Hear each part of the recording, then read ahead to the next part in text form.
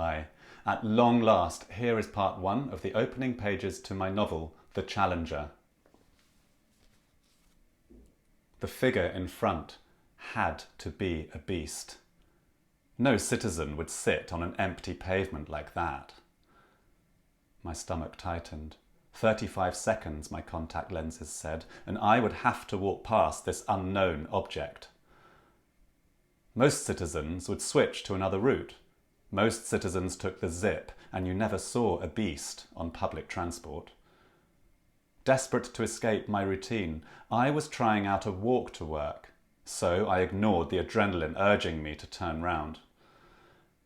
It was male and dressed in a dusty green coat made of an old fabric I had no name for. Wrinkles crisscrossed its face, and it would probably qualify as senior if it were a citizen. This one was harmless. "Good morning," I said. It was the first time I had spoken to one of the avoided. I held my breath. "Good morning to you too. It's not often I see a citizen on foot around here." I stopped. "Fine day, isn't it? What else could you say to a beast?" Its face melted into a smile. "I know. It's beautiful." It was hard to look away. The purity of that smile. How could it coexist with such degraded skin? The uniform leaves of safe trees rustled overhead. I tilted my head back, and through the leaves a large display at the level of the zip and the air taxis displayed, as if on cue, an elderly woman with perfected skin talking about the benefits of stem cell therapy. My grandfather came to mind as I glanced down at the hunched figure of the beast, and the sadness flickered in my chest. Time to get away before it surfaced. I waved and rushed on. It was only as I focused my eyes on the directions my lenses put up that the explanation of that smile tugged at my attention. I had just been met by a lens-free gaze. London's towering white blocks, built by China Homes Inc., gave way to a short stretch of 3-storied buildings Megacity had forgotten to transform. An alert on my lenses warned me I was about to pass a hazardous site, a reminder that public transport delivered a much safer commute. Sure enough, between two of the buildings, an opening came into view, sealed off by barricades and sheets of corrugated iron. A sign hung over them, flashing red with the word toxic. I wasn't going to wait for the onslaught against my skin and took 3 big steps towards the curb, upping my speed. On Bishopsgate, the phosphorescent store logo of dwellings competed with the sun. I ran the last stretch and bounded into an elevator that smelt of fake roses. My colleague stood at the entrance of Wise Words, waiting to be relieved. "You're late, Ben," she said. It was 9:01, and I was about to apologise, but she shot into the elevator, unaware of how much I would give for a short chat. The story shop was starving for customers as usual.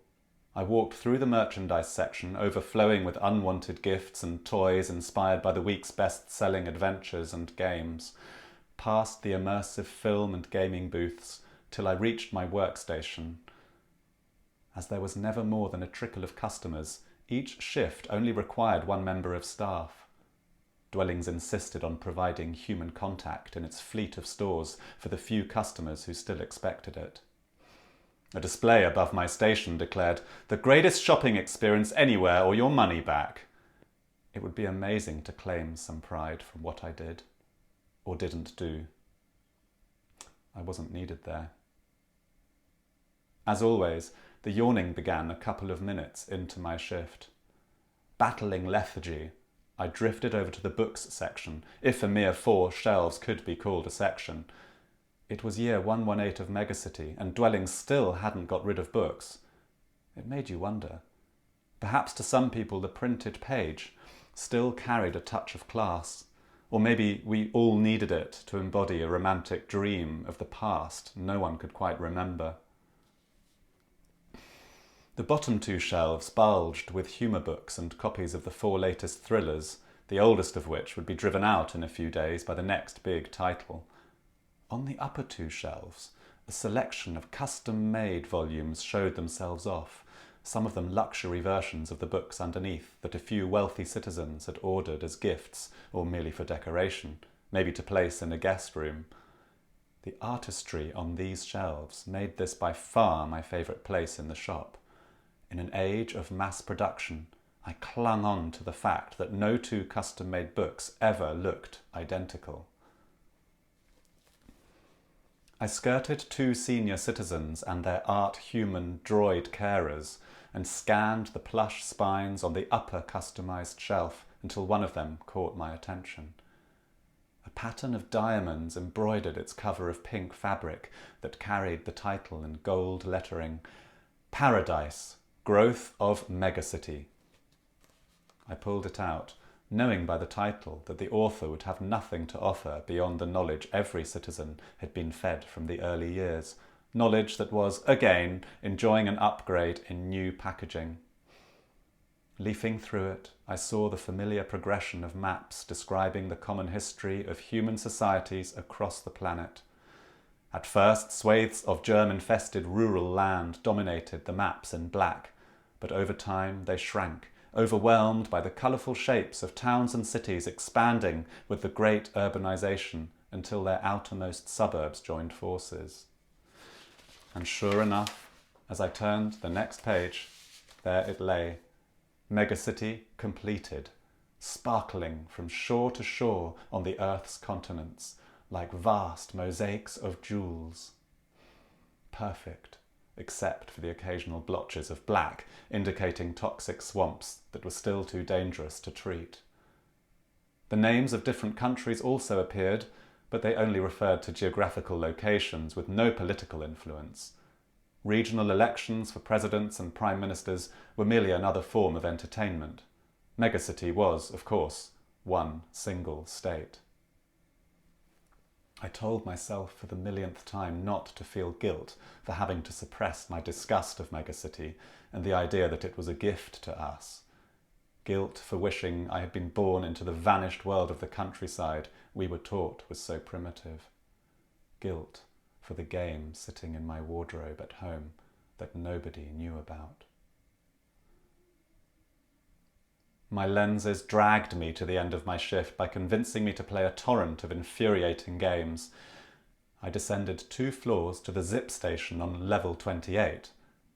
Looking back at dwellings as the train arced into the night, I read the pink letters of the evening update on the building's gigantic eastern face. Politics Face-Off begins Saturday, live at your Liverpool Street dwellings, sponsored by your supervisors. I went into autopilot and thanked the supervisors for all they had given the citizens. Life had never been better. Strange how I could feel gratitude towards people I had not seen an image of in all my 27 years. The view of dwellings was eclipsed by ads on the zip windows for wafer-thin earpieces. When the images subsided, I turned to watch building 303 speed into view, waiting to receive the train on its 32nd floor, 15 stories below my apartment. The sadness stirred. None of the other passengers looked agitated, but I was restless. Normally I would augment the colours of my surroundings or accept an uplifting track, but today I was a rebel. Maybe I should try the sadness, I thought. 2 minutes later, I was asking my apartment what was for dinner. Do you like the sound of hot and sour dumpling soup? You haven't had it for 17 days, so I figured. You're right, that's exactly what I want, I interrupted. My lenses informed me $4.5 megadollars had been deducted from my wallet.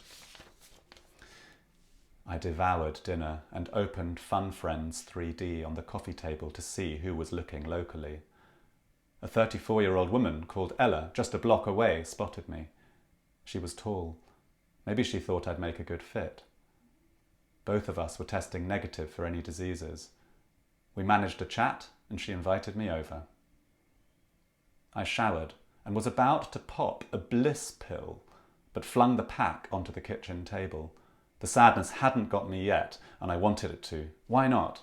It was welcome to interrupt the endless loop of my days. When I got to Ella's place, she was watching the news. I sat down next to her on the sofa.